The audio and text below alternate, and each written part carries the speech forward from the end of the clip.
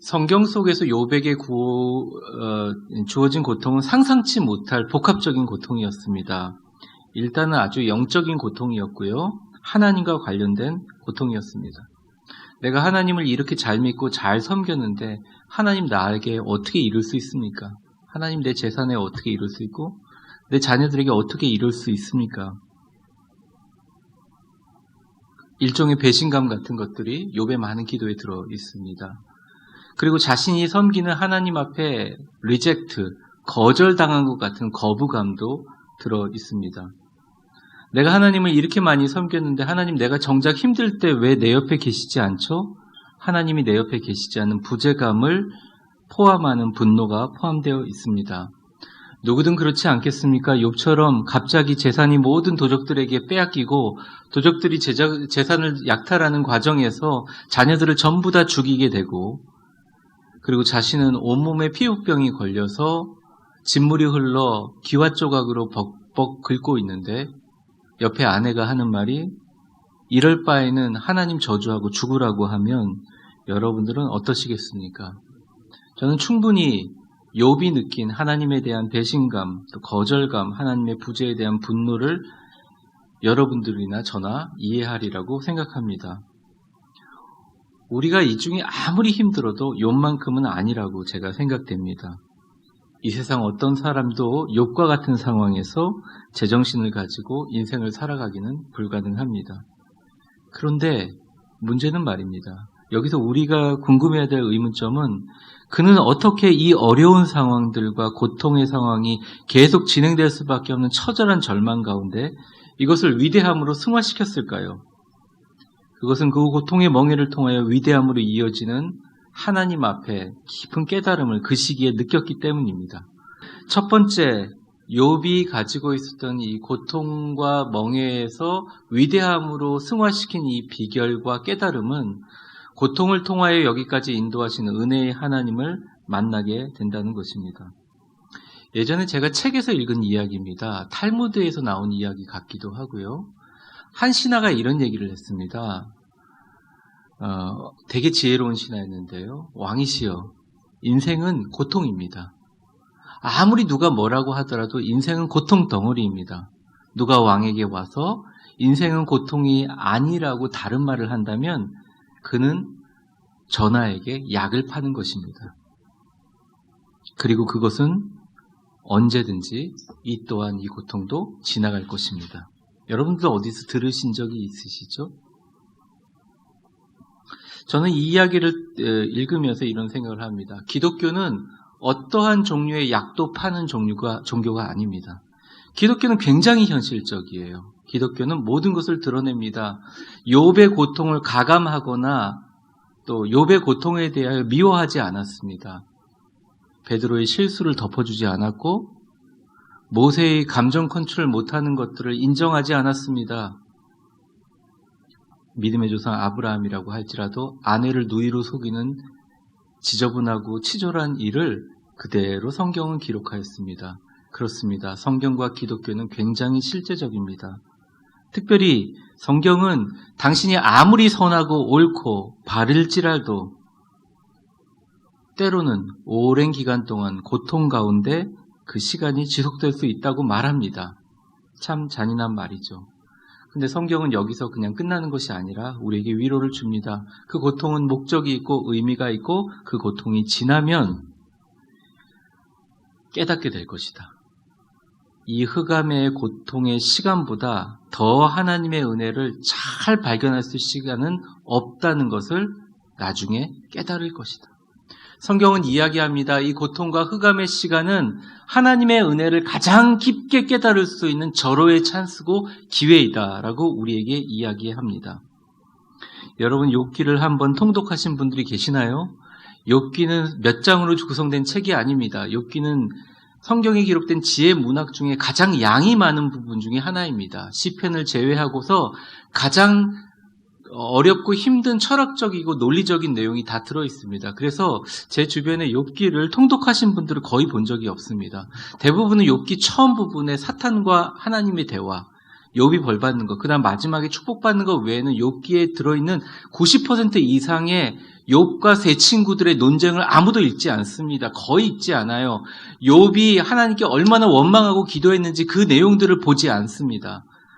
길기도 하고요. 어렵기도 합니다. 여러분들이 아는 것 중에 네가 지금 시작은 미약하였으나 끝은 창대하리라고 하는 말이 축복의 말 같습니까? 아니에요, 사실은. 그 말은 축복의 말이 아닙니다. 욥이 너무 고통당하고 있으니까 위로해 주는 것입니다. 그리고 욥을 비난하는 내용 가운데 들어있는 내용이라는 거예요. 그것을 딱 따서 우리는 액자에다 올리고 그러지 않습니까? 제가 하고 싶은 말은 이겁니다. 욥기의 90%는 욥의 원망과 기도와 울부짖음으로 구성되어 있다는 거예요. 욥이 처음에는 하나님을 찬양했습니다. 벅벅벅 긁고 아내가 죽으라고 하니까 아내를 오히려 야단칩니다. 난 참 어리석은 여자 같다. 하나님이 이 적신으로 나를 보내셨는데 내가 다시 벌거벗은 모습으로 가는 게 뭐가? 나는 하나님 찬양하겠다. 이렇게 처음에 좋은 포지션을 취합니다. 근데 세 친구가 찾아왔어요. 욥이 그 꼴을 하고 앉아있으니 세 친구가 말을 못 겁니다. 그게 성경에 나옵니다. 그러다가 욥이 좀 정신을 차리니까 세 친구가 이제 얘기를 합니다. 네가 이렇게 고통당한 이유를 한번 살펴보자. 예를 들어서 네가 이렇게 돈이 다 없어진 이유를 한번 살펴보자. 네 자녀들이 다 죽은 이유를 살펴보자. 게다가 하나님께서 마치 저주받은 것처럼 네 온몸에 진물이 질질 흐르게 하는 이유를 찾아보자 하면서 욥기의 90% 이상의 내용들을 세 친구가 계속 이야기하고 하나님 네가 잘못해서 그렇다. 욥은 아니다 이러면서 막 그게 변증이 일어납니다. 그러다가 욥이 나중에 화딱지가 나는 거예요. 화가 나는 거예요. 그래서 이렇게 얘기합니다. 내가 아니라고 하는데 라고 하면서 갑자기 그 원망이 누구에게 가느냐? 하나님께 가는 거예요. 하나님을 원망합니다. 하나님이 계시지 않았으면 좋겠다. 하나님이 어떻게 이 고통을 나에게 주냐고 호소합니다. 이거를 잘 드러낸 것이 오히려 욥기가 아니라 시편에 나와 있습니다. 시편 88편을 한번 보실까요? 여러분 빨간 글씨를 유의해서 한번 빨리 쫙 읽어보겠습니다. 집에 계시는 분도 마찬가지고요. 시작. 여호와여 어찌하여 나의 영혼을 버리시며 어찌하여 주의 얼굴을 내게서 숨기시나이까. 내가 어릴 적부터 고난을 당하여 죽게 되었사오며 주께서 두렵게 하실 때 당황하나이다. 주의 진노가 내게 넘치고 주의 두려움이 나를 끊었나이다. 이런 일이 물같이 종일 나를 애우며 함께 나를 둘러쌌나이다. 주는 내게서 사랑하는 자와 친구를 멀리 떠나게 하시며 내가 아는 자를 흑암에 두셨나이다. 그러니까 쉽게 얘기하면 이런 거죠.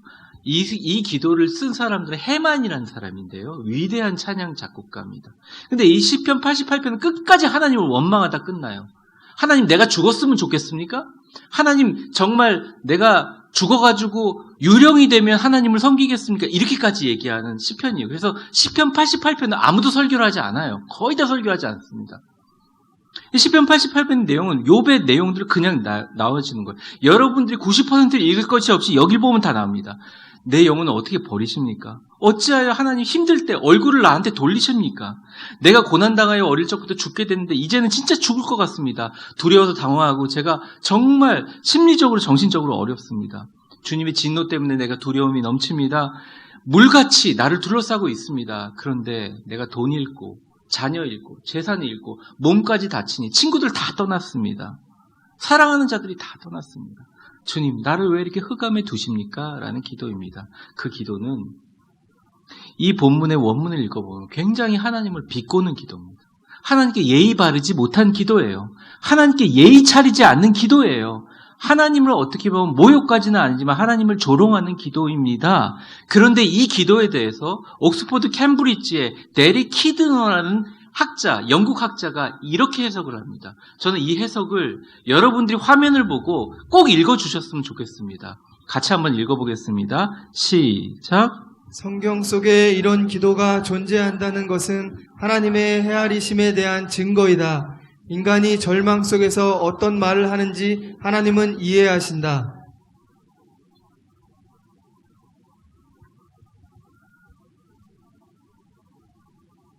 사랑하는 성도 여러분, 하나님은 우리가 힘들 때 종종 그렇게 우리가 기도하는 존재임을 하나님이 알고 계세요. 내가 하고 싶은 대로 말을 뱉는 사람이라는 걸 알고 계세요. 우리 한계를 알고 계세요. 헤아리십니다. 그런 기도조차도 하나님이 들으신다는 거예요. 이 시편 88편을 성경에 박아놓으신 분이 누구냐? 이걸 기도로 허락하신 분이 누구냐? 하나님이시라는 거예요.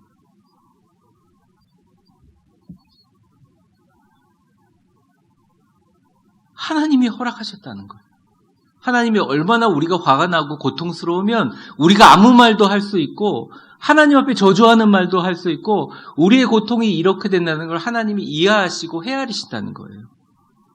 지난주 한 분이 저에게 물으셨습니다. 목사님, 제가 요즘에 너무 고통스럽고 힘들어서 하나님께 욕까지는 안 했지만 거의 막 원망하고 한풀이하고 본풀이 했어요. 목사님, 저 벌 받으면 어떻게 하죠? 제가 그때는 답을 못 드렸지만 지금 화면을 보고 계시다면 그분에게 제가 답을 드리겠습니다. 하나님께서 당신이 왜 그러시는지 다 아시니까 걱정하지 마시기 바랍니다. 너무 분하고 억울하고 속상하고 가슴 아파서 고통 중에 쏟아내는 당신의 독한 말을 오히려 하나님은 간절한 기도로 받으시는 하나님이십니다. 여러분도 그런 하나님을 믿으십니까? 어쩌면 하나님은 우리의 고통의 울부짖음 가운데, 답답함 가운데, 지침 가운데 이렇게 얘기하십니다. 나는 너의 하나님이다. 너가 나에게 옳지 못한 말을 하더라도 나는 그래도 너에게 은혜의 하나님이다. 네가 아침마다 밝은 얼굴로 나를 찬양해서 내가 너를 좋아하는 게 아니고 네가 옳은 말을 하고 옳은 행동을 하기 때문도 아니고 너가 실수를 하지 않고 완벽해서 너를 사랑하는 것이 아니라 나는 그냥 너를 사랑하는 은혜의 하나님, 너의 아버지다. 주님은 이렇게 얘기하고 계신다는 것입니다. 그러니까 이거를 실어놨죠. 그러니까 욥기의 90%가 욥의 원망들을 그대로 실어놨죠. 욥은 하나님께 원망의 기도를 하다가 거의 42장이 끝이잖아요. 40장 말미에 거의 42장 마지막에 가서 1절서부터 3절까지 하나님의 은혜를 깨닫고 이렇게 얘기합니다. 1절, 2절은 제가 읽을 테니까요. 3절은 여러분들이 읽어주세요. 욥이 여호와께 대답하여 이르되 주께서 못하실 일이 없사오며 무슨 계획이든지 못 이루실 것이 없는 줄 아오니. 천천히 읽겠습니다. 시작. 무지한 말로 이치를 가리는 자가 누구니이까? 나는 깨닫지도 못한 일을 말하였고 스스로 알 수도 없고 헤아리기도 어려운 일을 말하였나이다. 욥이 지금까지 말한 것들에 대하여 하나님께 반성하고 있다. 내가 함부로 말했습니다. 하나님이요, 어떤 일이든지 다 이루시고 어떤 일이든지 마무리하시는 분임을 알면서도 내가 하나님이 하실 일을 깨닫지도 못하고 헤아리지 못할 말들을 짓걸렸습니다. 근데 이제 무슨 계획이든지 다 이루시고 나의 나된 것은 은혜였군요. 그랬군요. 나는 하나님의 은혜의 하나님을 만났습니다. 이제 알았습니다. 고백하고 있는 거예요. 저는 이 구절을 읽으면서 아주 깊은 자유를 느꼈습니다. 저도 예전에 한참 잘 나갈 때보다 오히려 절망의 시기에 하나님의 은혜를 몇 배나 더 경험했거든요. 제가 그때는 고통이 없어서 깨닫지도 못하고 스스로 알지도 못했지만 오히려 깊은 고통의 순간에 은혜의 하나님을 만나게 되었습니다. 여기 계신 여러분들은 어떠신가요? 여러분에게 그런 은혜의 하나님이 여러분과 함께 계심을 잊지 않으시기를 간절히 축원합니다. 사랑하는 성도 여러분, 욥의 경우를 보면서 우리는 생각해야 됩니다. 고통의 멍해의 시간 동안에 욥기의 90% 이상의 분량을 차지하는 기도가 있었습니다. 울부짖음이 있습니다. 때로는 하나님께 건방지고 하나님 앞에 정말 하나님 앞에 모욕적인 일이라도 하나님의 곁을 떠나지 않고 기도함이 있었다는 거예요. 고통과 멍해의 시간에 주님 앞에 나오십시오. 찬송만 고통의 멍에 다 버리고 예수께로 나옵니다. 우리 노래에서 자랑하려고 여기 나온 거 아니잖아요. 하나님께 칭찬받지 않는 모습이라서 상관없으니 하나님의 전에 나오시라고요. 하나님께 부르짖으며 기도하며 나오십시오. 영상으로 이 예배를 드리시는 분들도 형편이 괜찮으시다면 교회 본당으로 나와서 예배 드리세요.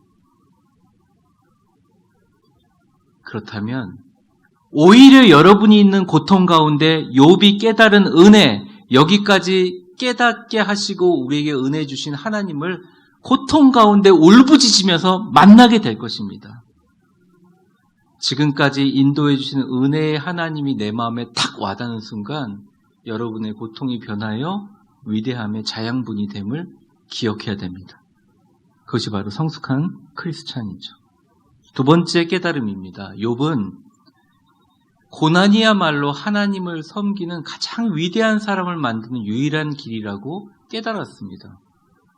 고난이 오기 전까지는 내가 진짜 하나님을 사랑하는지 안 사랑하는지 알아볼 길이 없었거든요. 욥은 그런 깨달음을 가지게 되었죠. 여러분 욥기 처음 부분을 한번 살펴보겠습니다. 여러분 욥기 처음 부분은 거의 다 아실 겁니다. 제가 설명해 드리겠습니다. 하나님께서 사탄에게 자랑합니다. 너 이 땅을 다니다가 욥이란 사람 한번 만나봤냐? 이 사람처럼 순전하고 이 사람처럼 똑똑하고 이 사람처럼 하나님 앞에 온전히 서 있는 사람, 온전한 자를 본 적이 없다 이렇게 자랑을 합니다. 사탄이 이렇게 얘기합니다. 과연 그럴까요? 욥이 아무 이유 없이 당신을 섬길 이유가 없습니다. 욥은 어쩌면 당신과 결례하는 걸 수도 있습니다. 하나님 속으시면 안 됩니다. 그가 기도하고 순종하고 제사 드리는 것은 그가 받은 응답과 축복과 평안 때문입니다. 만약 그가 지금 지도자라는 위치에 있고 그가 제사장으로 제사를 지내는 직분이 있고 큰 직분이죠.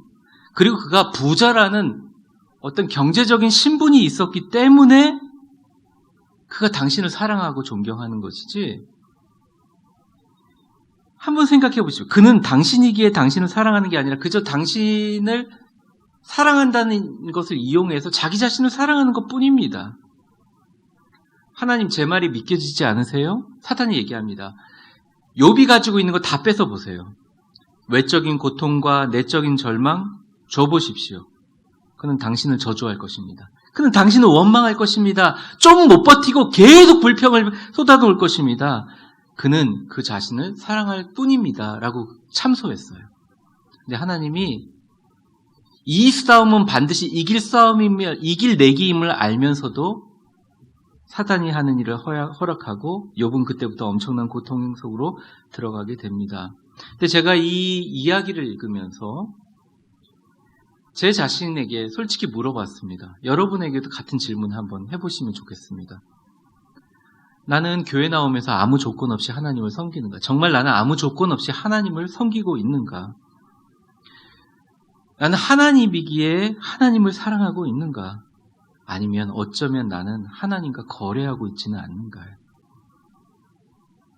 정답을 드리면 저는 어느 정도는 이 아픈 질문에 그럴 수도 있다라고 대답하는 불쌍한 제 자신을 발견했습니다. 여러분은 어떠신지 모르겠습니다. 때때로 우리는 하나님 앞에 나아갈 때 우리의 문제와 우리의 필요와 우리의 공허 때문에 기도할 때가 많습니다. 아쉬우면 기도할 때가 많다는 거죠. 내가 아쉽기 때문에 하나님께 분노를 느낄 수는 있지만 그 아쉬움이 아닌 하나님을 진정으로 사랑하고 하나님과 대화하고 싶어서 나아간 적이 얼마나 있는지 우리 자신을 한번 되돌아보게 된다는 것이죠. 욥이 참 신기한 사람인 게요. 처음에는 이 세 친구들과 이렇게 같이 나누면서 되게 화가 나고 그러니까 하나님께 기도합니다. 이 상황 좀 바꿔달라고 막 몸부림칩니다. 그런데 욥이 그 긴 고통 가운데 위대한 점이 하나 있어요. 그가 매우 화가 났고 불만을 토로하고 있고 분노하고 있지만 결코 그는 하나님의 면전을 박차고 나가지 않았어요. 그 자리에 머물렀다. 고통과 정면으로 대결하여 기도로 하나님과 계속 접촉했습니다. 고통이 길어지고 한 20몇 장 정도에 욥은 알았어요. 내 기도가 응답되지 않을 거라는 걸 알았어요. 그런데도 불구하고 결론이 났는데도 여전히 하나님께 엎드렸습니다. 잔인하게 살해됐던 내 자녀들이 살아나지 못할 걸 알았어요. 그럼에도 불구하고 그는 기도의 자리에 있었습니다. 때로는 거칠게 울부짖고 소리치며 하나님께 예의가 어긋나게 비꼬며 울분을 토했지만 여전히 기도의 자리를 떠나지 않고 있었습니다. 그런데 여기서 기적이 일어나요. 40장까지 그렇게 기도하다가 하나님이 40장 10절, 그러니까 딱 2장을 남겨놓은 마지막 부분 40장 10절에 욥의 기도에 대해서 이렇게 평가를 합니다. 한번 보겠습니다. 같이 읽겠습니다. 시작. 너는 위엄과 존귀로 단장하며 영광과 영화를 입을지니라. 하나님은 욥의 기도를 다 듣고 온몸에 진물이 나서 벅벅 끓고 있는 욥의 기도를 다 듣고 하신 말씀이 이제 걱정하지 마라. 너에게 위엄과 존귀로 단장하며 영광과 영화를 입을 것이다. 너는 나를 영화롭게 했다라고 얘기하십니다. 왜 욥의 거친 기도와 예의를 갖추지 못하는 울분과 절망의 기도를 하나님은 영화롭게 받으셨을까요? 정답이 있습니다. 그것은 욥의 기도가 좋았기 때문이 아니라 욥은 어떠한 상황에도 기도의 자리를 떠나지 않고 그 자리에서 하나님과 승부를 걸었다는 거예요. 이제는 내 문제가 응답받는 게 필요 없어요. 당신은 하나님이고 나는 인간일 뿐입니다. 주님과 관계를 맺기를 원합니다. 주님 나에게 말씀해 달라고 주님과 교통을 유지했다는 것이죠. 어느 순간에 기도의 응답을 하지 않음을 깨닫고 이익이 없더라도 그냥 하나님께 몸부림치며 나아갔습니다. 기도를 계속했습니다. 코로나19가 시작됐을 때 많은 분들이 한 달이면 끝날 거라는 희망을 가졌습니다. 6월달이 돼도 끝나지를 않네요. 끝나지가 않기는커녕 이제 저희 딸 미국에 보내야 되는데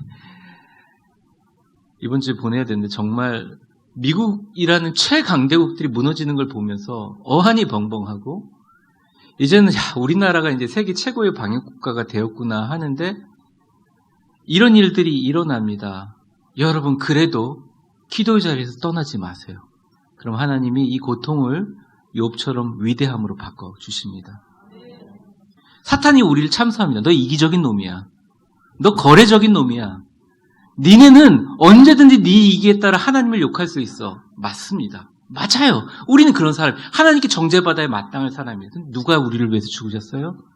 십자가에 예수님께서 우리의 죄를 지고 다 죽으셨어요. 그 십자가의 보혈을 위해 우리 모두 서 있으며 우리는 그냥 주님을 의지하고 예수님의 이름으로 기도합니다 하면서 그 앞에 나가가면 돼요. 고통이 있고 어려워도 주님 앞에 나아가고 눈물로 하면 그 고통 가운데 기도의 자리를 보시고 주님께서 이렇게 얘기하실 겁니다. 사랑하는 위대한 교회 성도들아, 심판대 가서 하나님 저 아무것도 한 게 없는데, 아니 그 고통의 시절, 그 코로나19 시절에 너는 나를 영화롭게 했다.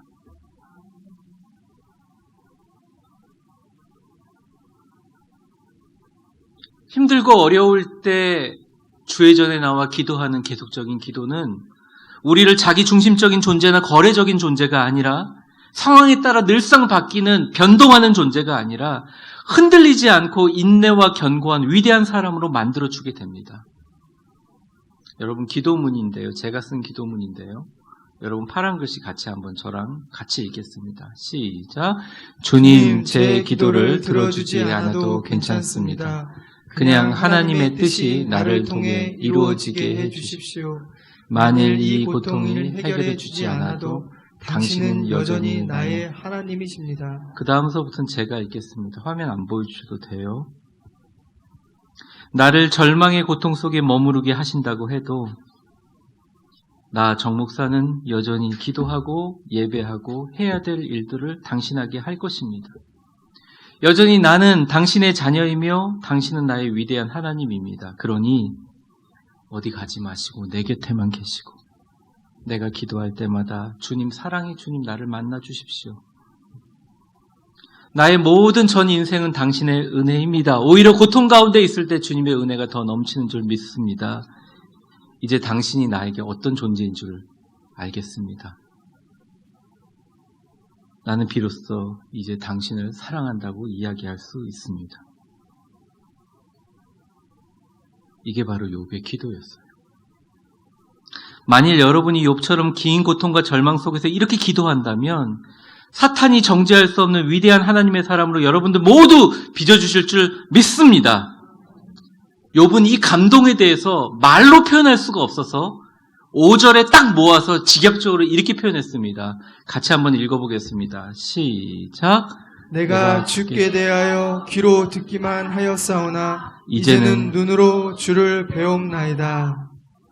주님, 이전까지는 나의 인간적인 속성과 이익과 유익과 조건에 따라 흔들리는 신앙이었고 주님을 귀로만 들었는데 내가 욥기 1장서부터 42장까지 마지막까지 하나님께 하고 싶은 말 다 하고 내가 알고 있는 고통 다 겪고 주님 앞에 모든 것을 쏟아보내고 주님의 그 영화롭게 하신다는 칭찬을 들으니 이제는 내가 주님을 귀로 듣는 게 아니라 눈으로 주님을 보는 것 같습니다. 진짜 고통과 끊임없는 이 아픔 가운데 진짜 내가 사랑하는 하나님, 내가 어떤 이유와 판단과 직분과 상관없이 조건과 상관없이 내가 사랑하는 주님을 위하여 내가 교회를 위하여 주님을 사랑할 수 있게 되었습니다. 그것을 눈으로 봅니다 하는 위대함을 욥은 경험하게 되었다는 것이에요. 우리 옆 사람 웃으면서 한번 축복해 볼까요? 같이 축복해 보겠습니다. 하나님은 고통 가운데 여전히 당신을 사랑하고 기다리고 계십니다. 끝까지 주님만 붙들면 당신을 위대함으로 이끄시는 주님을 보게 될 것입니다. 이제는 눈으로 주를 배움나이다. 신앙에 고난이 없으면 주님을 눈으로 볼 수 없어요. 아픔 가운데서도 내 기도를 들어주시지 않고 응답하지 않으셔도 하나님이니까 내가 기도하고 하나님이니까 사랑한다는 신앙을 가지기 전에는 주님을 귀로만 듣고 눈으로 볼 수 없어요. 이 영상을 시청하고 계신 우리 성도 여러분, 제가 말씀드립니다. 하나님은 고통 가운데서도 여러분들을 사랑하고 계십니다. 여러분들을 기다리고 계시고 코로나19가 길어지면 길어질수록 하나님이 찾으시는 한 사람, 욥과 같은 사람을 주님께서 기다리고 계신다는 거예요. 결론을 맺겠습니다. 말씀을 정리하려고 해요. 그렇습니다. 사탄은 참 옳은 말을 했습니다. 우리는 남을 이용합니다. 우리는 자기중심적입니다. 우리는 하나님의 외면을 받아 마땅합니다. 하지만 성경은 우리가 그렇기에 예수님을 우리에게 보내주셨고 예수님은 우리처럼 고통을 느끼다가 극복되는 것이 아니라 엘리 엘리 라바 사박다니 하나님 나를 어떻게 버리시냐는 처절한 고통과 죽음 가운데 들어가시면서 우리의 고통을 다 지시고 십자가를 지시고 부활하셨습니다. 그래서 성경은 오늘도 그럼에도 불구하고 고통 가운데 우리 가운데 위대함이 있다고 말합니다. 그리고 그 위대함은 고통 속에서 우리를 하나님의 은혜를 발견하게 하고 고통을 통하여 우리의 눈을 밝혀서 어떤 유익과 조건이 없어도 하나님을 진정으로 사랑하고 섬기는 위대한 그리스도인으로 우리를 이끄신다는 거예요. 끝나지 않을 것 같은 코로나19 이 시대를 욥의 이야기를 통해 다시 한번 바라보시는 여러분들 되시기를 바랍니다. 1월 말 코로나19가 시작될 때도 주님 그곳에 계셨고 하나님은 지금도 우리 곁에 계시고 일하고 계십니다. 그분은 여러분들을 떠나지 않으십니다. 여전히 일하고 계십니다. 긴 고통의 멍에를 위대함으로 바꾼 욥처럼 우리도 이제 하나님을 바라봐야 합니다. 욥처럼 진짜 위대함이 우리 속에 시작되기를 발견되기를 원합니다. 예전의 은혜와 감격과 감사와 평안이 다시 시작되기를 축복합니다. 하나님을 두려워하시고 하나님을 사랑하시고 어렵고 힘든 시기지만 고통 가운데 눈물을 흘리면서까지도 기도의 씨를 뿌리면서 주님의 은혜의 밭을 떠나지 아니하면 기쁨으로 반드시 거두는 하나님의 축복과 형통이 있을 줄 믿습니다. 이것을 통해서 위대하게 빚으실 줄 믿습니다. 왜냐? 여러분들은 욥기를 다 읽지 않았지만 욥기의 결론은 다 알고 있잖아요. 욥이 경제적으로 얼마나 축복을 받았는지는 별로 기억하고 싶지 않습니다. 그건 중요하지 않습니다. 후세 사람들이 기억하는 것은 욥이 아니라 욥은 잊혀졌지만 그들의 아들과 딸의 이름입니다. 그 이름이 나와 있는 이유가 있습니다. 욥의 자녀들이 얼마나 축복을 많이 받았냐면 그 당시 고대 근동의 가장 위대하고 유명한 사람, 역사 속에 지워지지 않는 사람이 되었다는 거죠. 고통 후에 주님을 만나고 극복하고 나니 그는 이 땅에 존재하는 어떤 사람보다 하나님께 복을 주셨습니다. 고통 가운데 놓지 않는 기도로 하나님을 영화롭게 하고 욥처럼 고난을 극복하고 욥처럼 복을 받아 천대까지 이어지는 축복의 명문 가정 다 되시기를 주의 이름으로 축원합니다. 기도하겠습니다.